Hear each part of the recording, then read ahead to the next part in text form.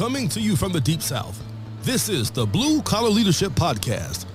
High impact leadership is not reserved for leaders, and it has nothing to do with your position, title, or rank. However, it does have everything to do with your character. It's time to climb to the next level and beyond, personally and professionally. Now, let's start making it happen with your host, Mac Story.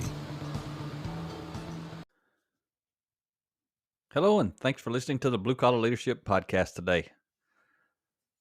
So today we're getting really close to wrapping up this 30-part series on my book, Blue Collar Leadership and Teamwork, 30 Traits of High Impact Players. Today we're talking about trait 29, be realistic. Be realistic. We're talking about growth and development, throughout this book. We're talking about character traits. But you gotta be realistic as a person. So let me start with a quote from Simon Sinek. He says, "Values are not simply posters on a wall. In order for a culture to be strong, your values must be clear and your values must be lived." And that's, again, from Simon Sinek. He's got a great book. He got a couple of great books. His most popular book is Start With Why. But I've read that book, but the book I really like is his book, Leaders Eat Last. And that's a good one. And one of these days, I'm going to do a lot of different podcasts on a lot of different nuggets and things like that from different books, just to share some of my takeaways from some of these really good books that I've read. But I don't know when I'll ever get to that.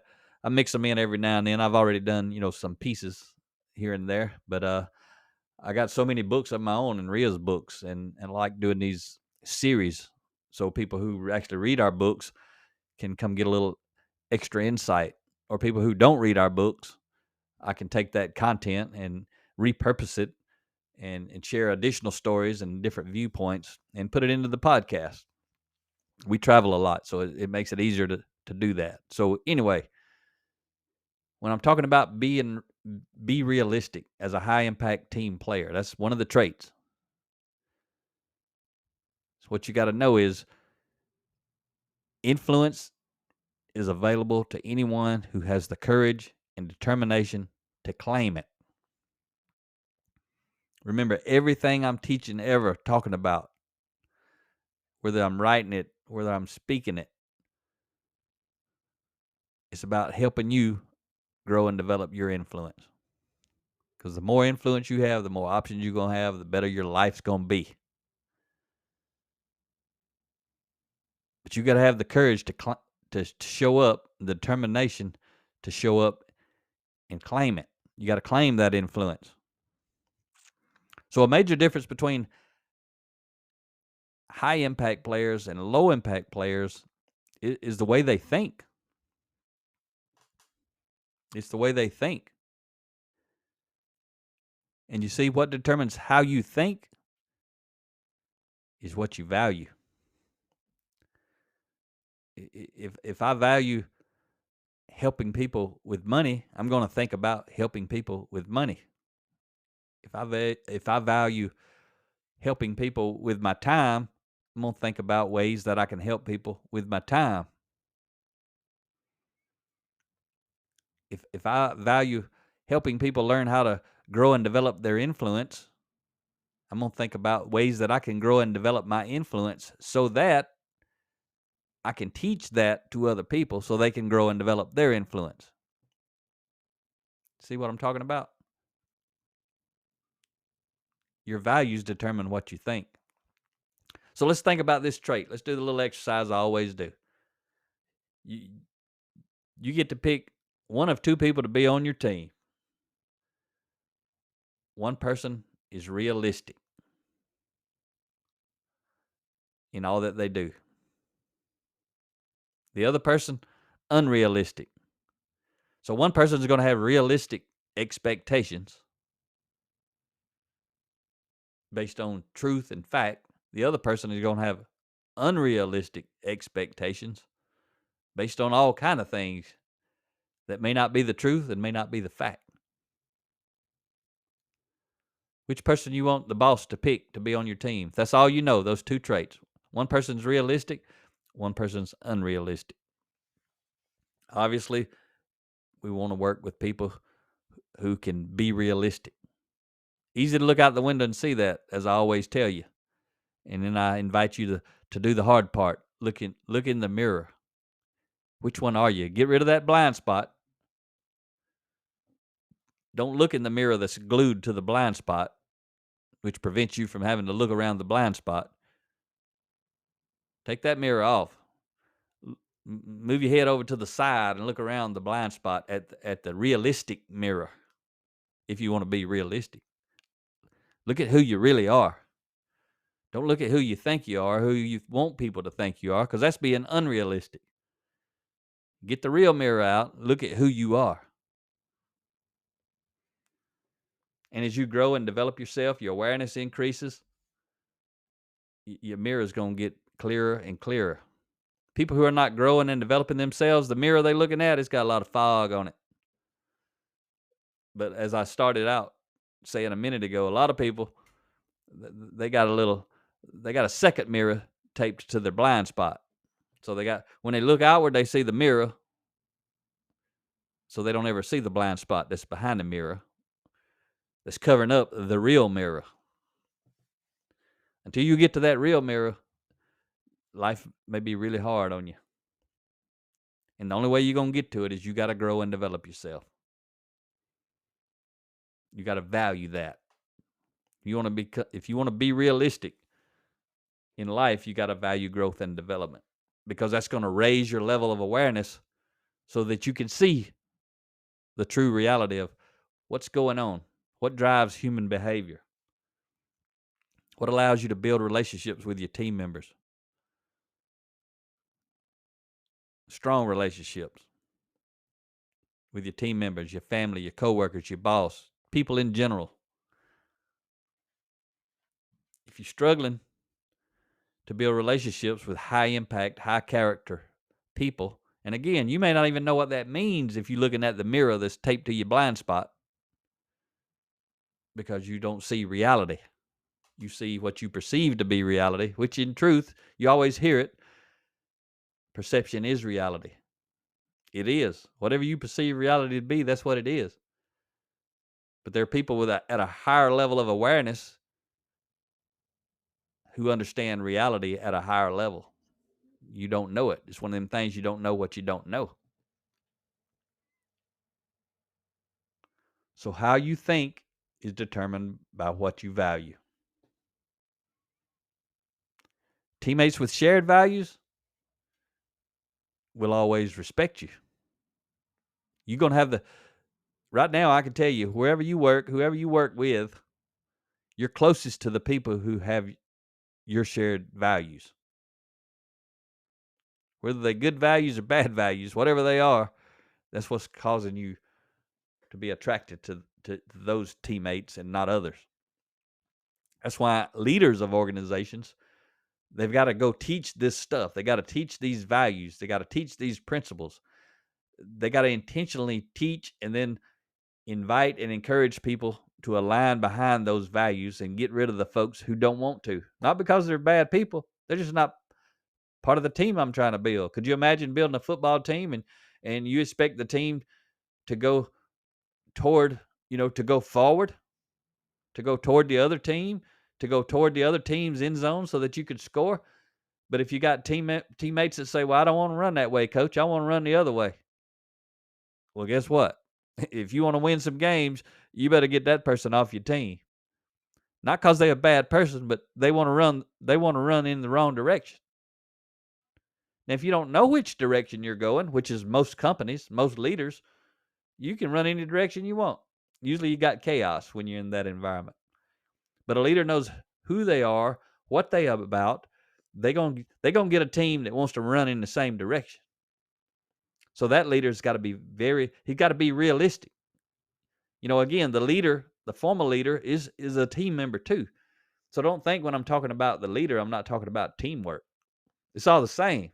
Everybody on the team is on the team, regardless of their position, their title, their rank, their job, all that stuff. I'm talking about the team. the group of people who are trying to accomplish the mission. If I'm on a team, a football team, I said that because it's easy to see. The team's got to be moving in the right direction. If the players don't want to move in that direction, they don't need to be on the field. They don't need to be even on the sideline taking up space. They may not even need to play football. But a lot of leaders can't see this in their organization. It's like you hear me talk about a lot of times when I say leadership development. If you're leading culture change, this type content, it should be mandatory. If I'm leading an organization, I'm teaching this stuff on the clock. I'm letting people know I value this. I'm going to be doing stuff off the clock because that's where they learn I really, really value it, is I'm investing time and I'm giving other people an option. I'm going to do stuff off the clock.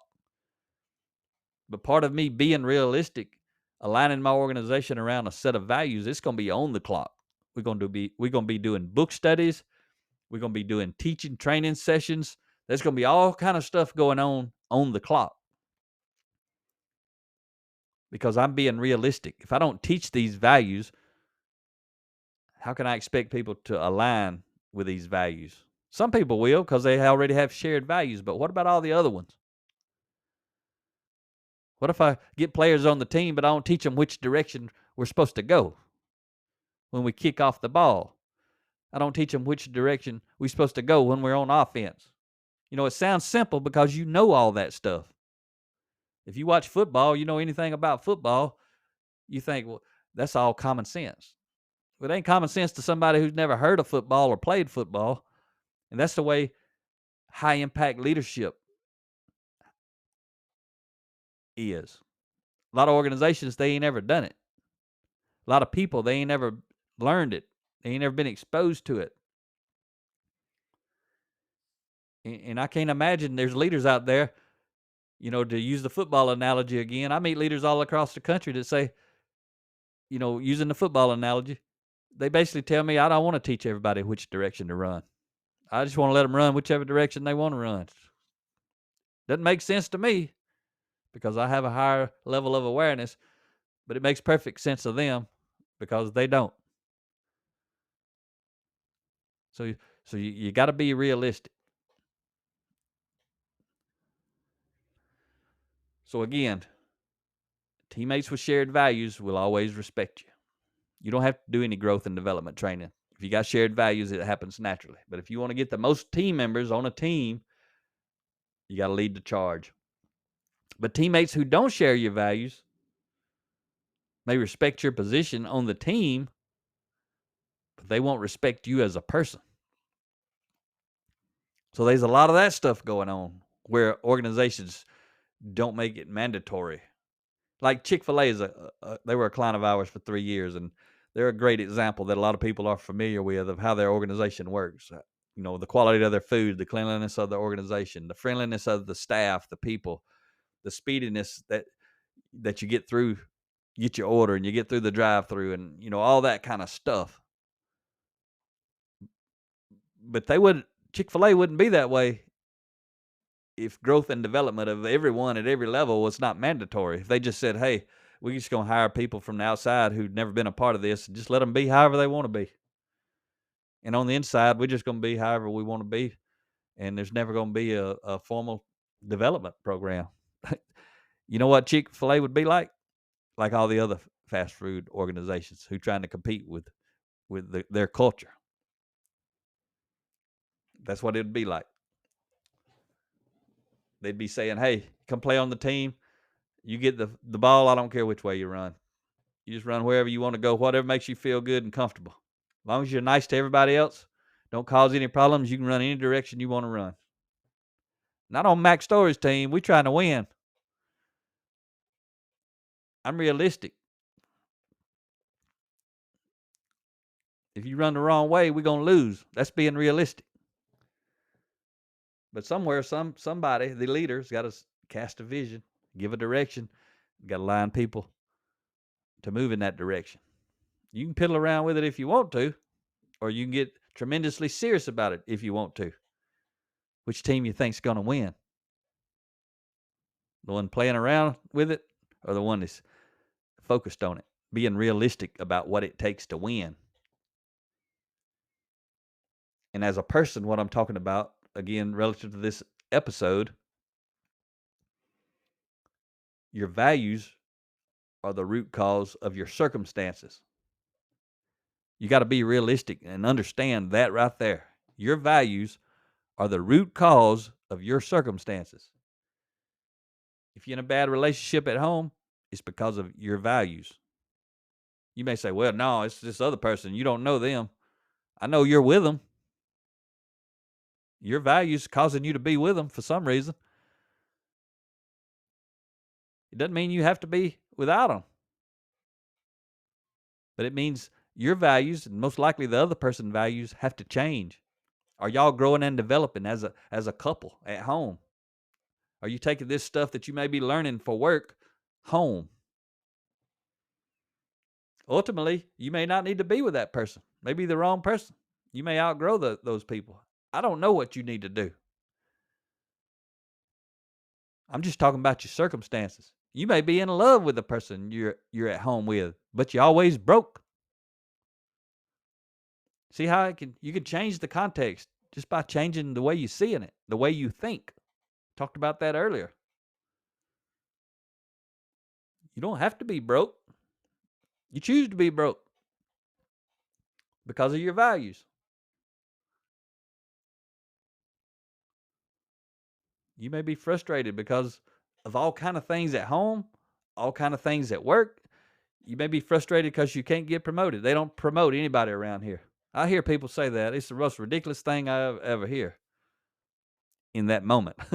There's a lot of ridiculous things that I hear all the time. I'm just talking about that one at the moment. When I'm talking to somebody and they say, well, they don't promote around here. You know, somebody who wants to get promoted. We're talking about growth and development somewhere, and somebody will come up and say, well, they don't promote around here. I'll say, do you actually want to get promoted? They'll say, yeah.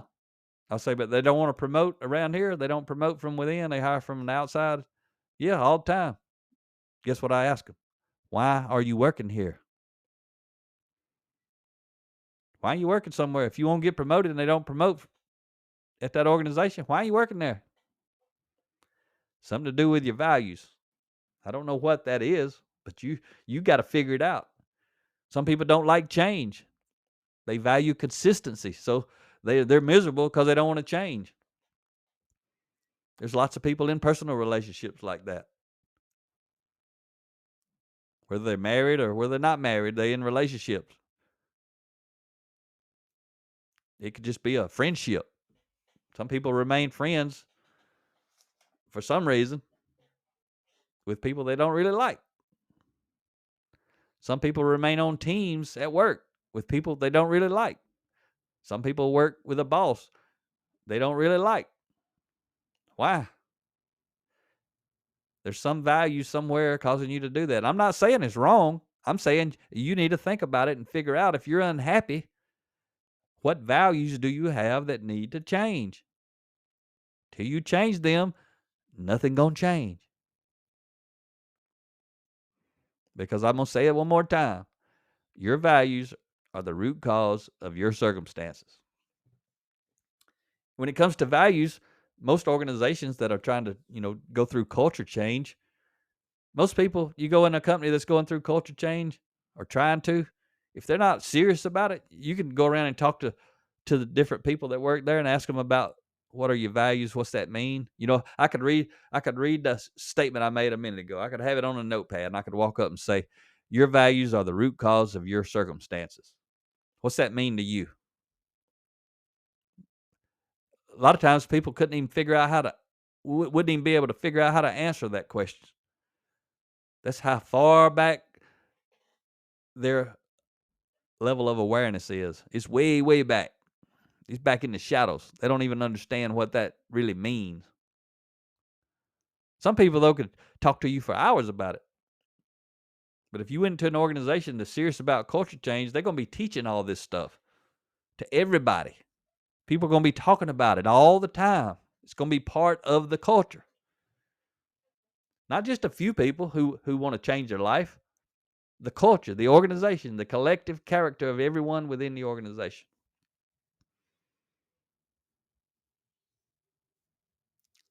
So as a high impact team member, you want to help your team excel. What we're talking about, the context of the book that I'm talking about.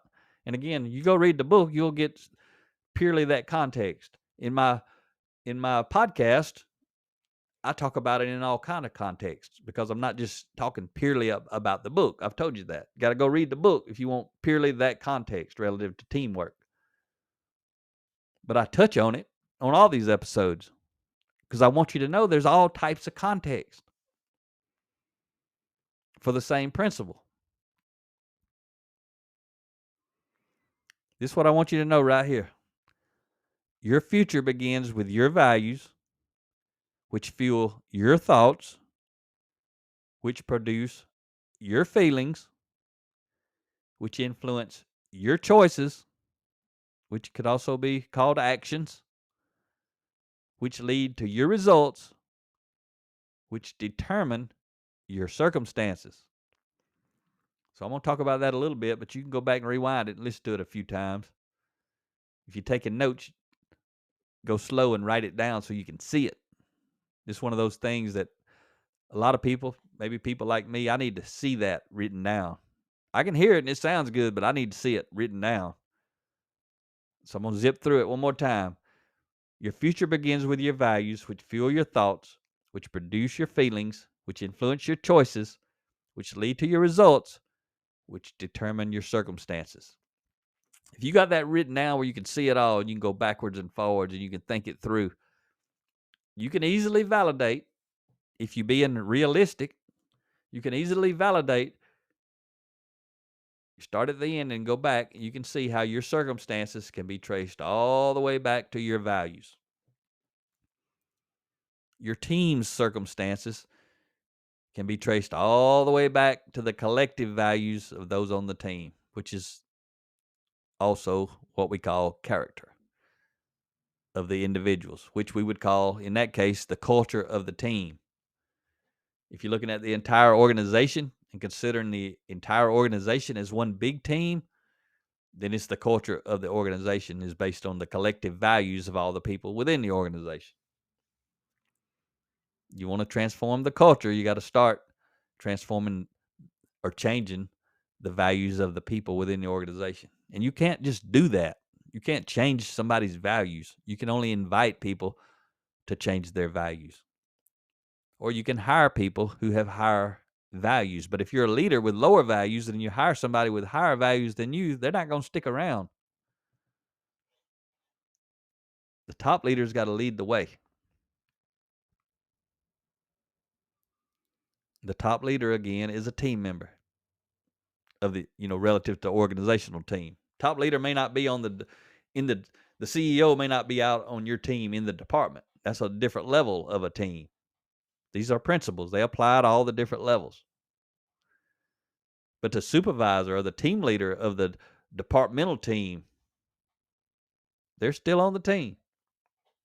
If you're being realistic, everybody that participates in accomplishing the team's mission is on the team. It's kind of obvious. So when it comes to achieving success, dramatically different values always lead to dramatically different results. So let's say there was 10 teams. Let's say I had a manufacturing plant, like, my background, manufacturing. Let's say I had a manufacturing plant. We had 10 departments. We only work one shift. So there's 10 departments. There's 10 teams. Let's say one of the teams, the team leader, supervisor, team leader, let's say supervisor, the highest level leader of that team that's on the ground with that team all day long, every day. Let's say that team, that organization has done no cultural development, no growth and development, no leadership development, no personal growth training. They've never heard of this stuff. Nobody cares about it except one supervisor of one team. That supervisor gets exposed to my content somehow, and they start changing their values. And their values become dramatically different than the values of all the other supervisors.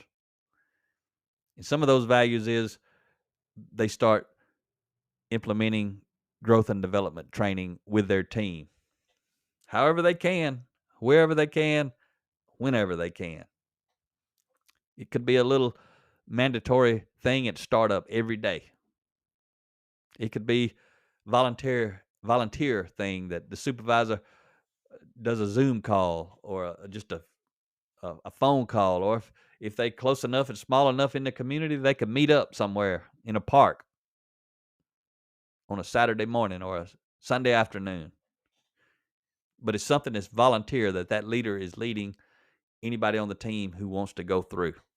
So the leader's got mandatory stuff in his department or her department, and then he's got volunteer stuff outside of the work time. And then they start changing their values. People starting to become aligned with that leader's values, and that leader's teaching what values are, sharing stories, living it, modeling it, all that sort of stuff. You can imagine this department is going to leave the other 9 departments in the dust relative to their performance.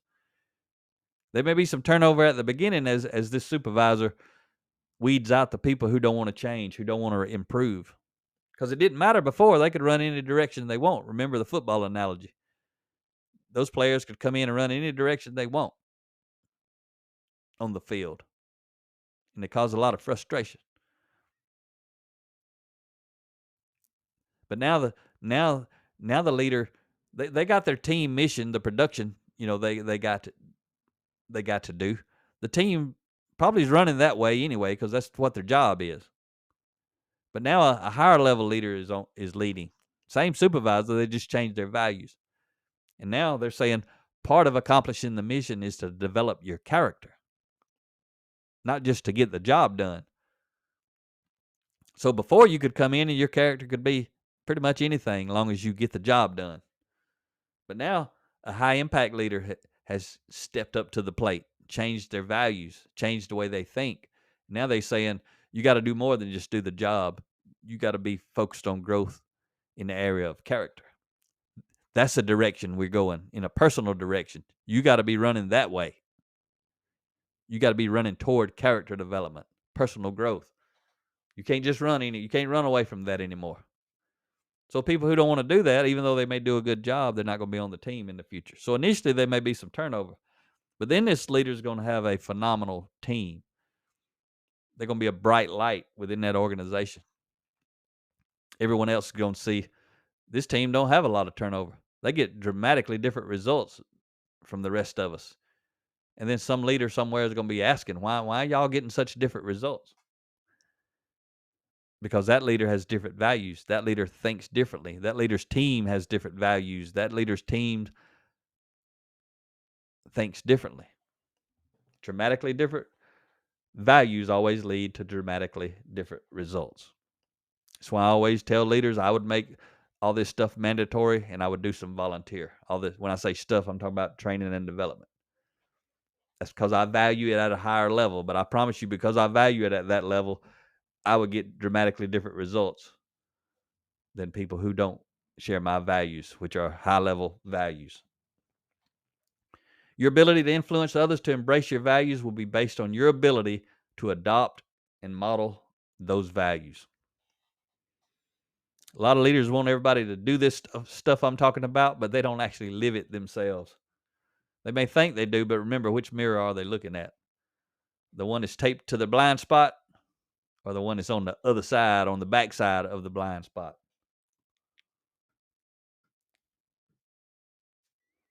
So as Lieutenant George Flynn, he was a general in the Marine Corps, he says, culture equals values plus behavior. So I want to leave you with a thought here. The reality, you can't change the culture without changing the values of those on the team. Why? Because the values of those on the team determine the behavior of the team. Quick thought from Rhea. We'll wrap this up. Rhea had this to say: aspiring to greatness is easy. Achieving it isn't. Be realistic. Talk to you next time. Make it happen or someone else will. It might as well be you. Are you serious about taking your career and your life to the next level and beyond? Check out Mac Story's Blue Collar Leadership series books and others, now available on audio, along with paperback and ebooks at Amazon, iTunes, and Audible. Please visit bluecollarleadership.com to learn about Mac's books, programs, special offers, certifications, and more. Thank you for listening to the Blue Collar Leadership Podcast.